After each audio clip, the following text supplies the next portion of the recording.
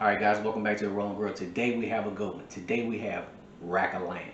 And actually we're gonna sear it off and finish it off with a nice chimichurri. Super simple, don't be intimidated. Y'all stay tuned. It's going down right here on the Rolling Grill. Yeah, boy.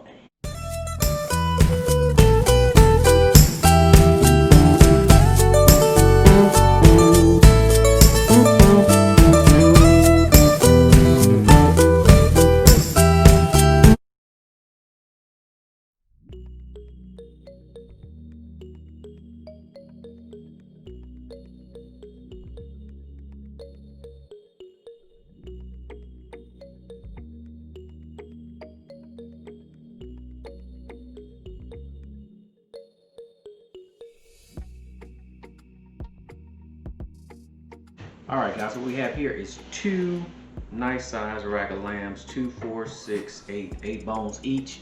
And we're just gonna do a simple seasoning on these. First, we're gonna start off with talking about the fat cap.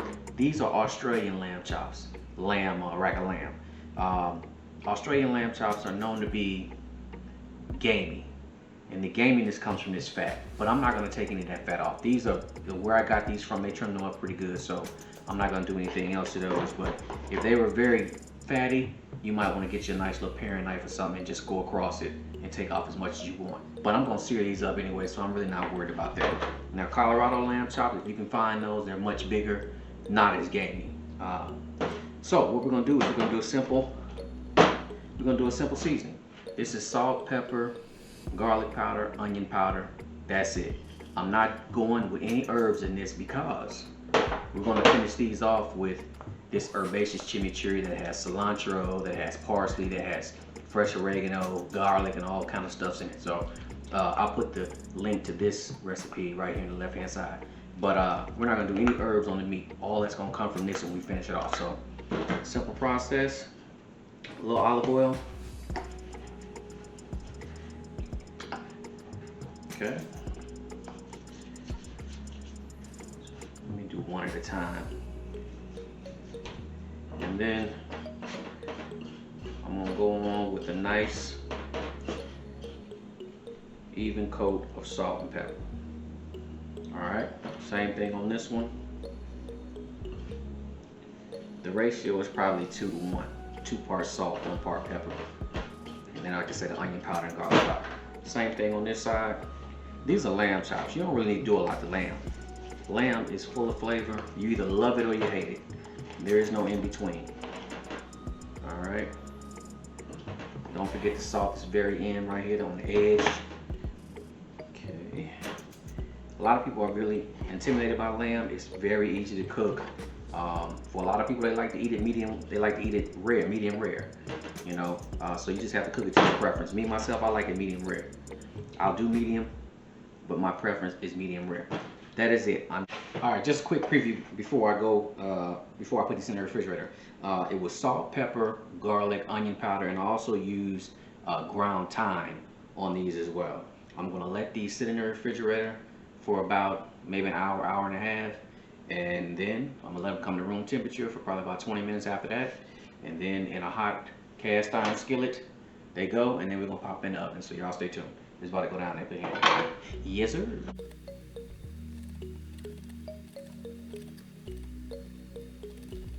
All right, something else I want to do before I roast these off is I want to take some aluminum foil and I want to wrap the bones up. Now you do this because you don't want the bones to burn. And if you're going to be roasting them off in a hot 400-degree oven, it's a great possibility these little tiny bones will burn. So you just want to wrap them up just like that. I'll do another one real quick. Just get you some good foil. Don't have to really be heavy duty, but just some good foil. And just wrap them up just like that. It's going to help with the presentation and it will prevent them from burning. That's what you're looking at right there. Just wrapping them up with foil. Yes, sir. Let me go ahead and get the rest of these knocked out.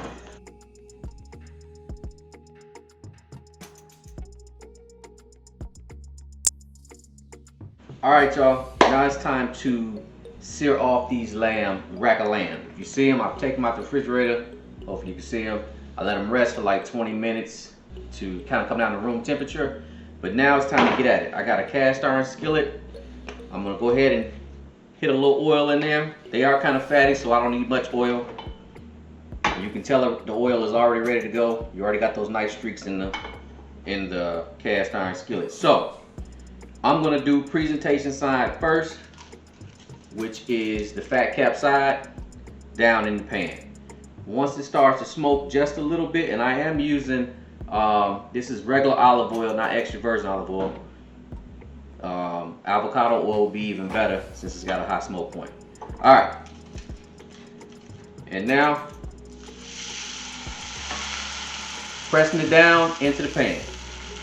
I'm gonna let this cook off for about 5 minutes on this side, then I'm gonna flip it over, do a few minutes on that side, do this other one, and I'm gonna put them both in the oven at the same time. So we're gonna let this rock out for about 5 minutes, and we'll be back in a second. All right, after about 4 minutes, let's check it out. That's what we're looking at right there. We're gonna turn it over and do the opposite side. Now, keep in mind that we are going to roast these in the oven, so if you don't get all the caramelization you're looking for, don't sweat that. You can get it in the oven. So we're gonna do about 2 minutes on this side, and then the other one, and then in the oven. So we'll be right back.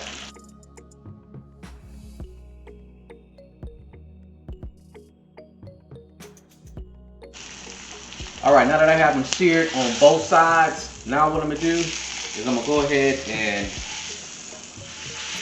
put them both in the pan together, and I'm gonna kind of lay them against each other, kind of like this. Kind of letting each one of them hold each other up. Making sure I got my foil on my bones nice and not really a big deal.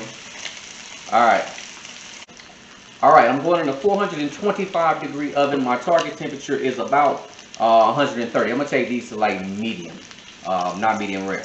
So I'm going to go to about 130 degrees and maybe let it walk its way to 135. So in the oven we go for 10 minutes.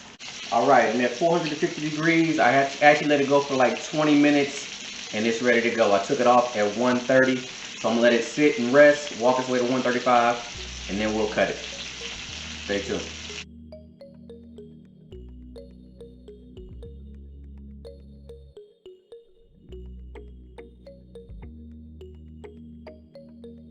All right, y'all, I let it rest for 10 minutes. Now let's go ahead and get this thing cut up. So, there's little knuckle bones in the back. You just wanna make sure you get right in between them. Probably better off using something like a paring knife or anything like that. But I'm gonna just go, I'm gonna flip it over. Matter of fact, let me hold it. You'll know when you get to them, you just gotta make your way around them.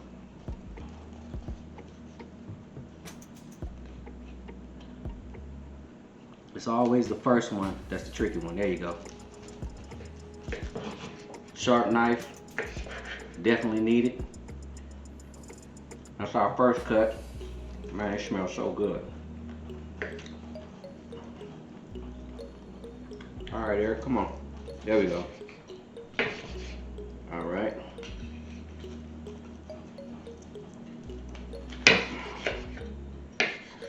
All right. Okay.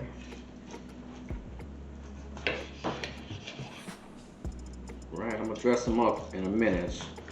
All right, something simple, man. You don't have to do nothing crazy to lamb. Lamb can stand on its own. All right, so let's go ahead and dress these things up real nice and pretty. Like I say, I was shooting for medium, like about one. I took them off at about 130. Let them walk their way to 135, and that's what we're looking at right there. Let me see if y'all can get a shot of that. Beautiful. Beautiful. So, if you were doing a party or something like that, man, you can cut them all up, put them on a little platter like this. Told you I made a little chimichurri. All you want to do is just hit them with a little bit. Hit them with a little bit. You don't need much. This chimichurri has lime juice, garlic, red pepper flakes, oregano, fresh cilantro, fresh parsley, and that's all you need, man. That's all you need right there. That's all you need. You can dress it up, put a few microgreens in the middle to make it look pretty, and there you go right there, man. Some good old pan-seared lamb chops, finished off in the oven, danced up with a little chimichurri and some microgreens. So again, I want to thank y'all for joining me here at the Rolling Grill. As always, good food, good vibes. Yeah, boy.